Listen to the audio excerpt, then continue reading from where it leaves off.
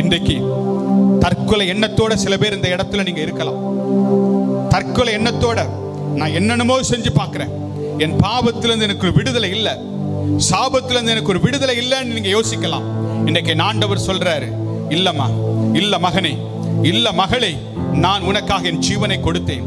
நீ அனுபவிக்க வேண்டிய தண்டனையை, நீ பெற்றுக்கொள்ள வேண்டிய சாபத்தை நான் சிலுவையிலே சுமந்து தீர்த்து விட்டேன் என்று என் ஆண்டவர் சொல்கிறார். என் ஆண்டவர் சொல்கிறார். என் வேதம் சொல்கிற ரோமர் 5:8 நாம் பாவிகளா இருக்கையில் கிறிஸ்து நமக்காக மரித்ததினாலே தேவன் நம்மேல் வைத்த அன்பை விளங்க பண்ணினார். அவர் உங்களை நேசிக்கிறார் என்பதற்கு அடையாளமாக சிலுவையில் தன் ஜீவனை கொடுத்தார்.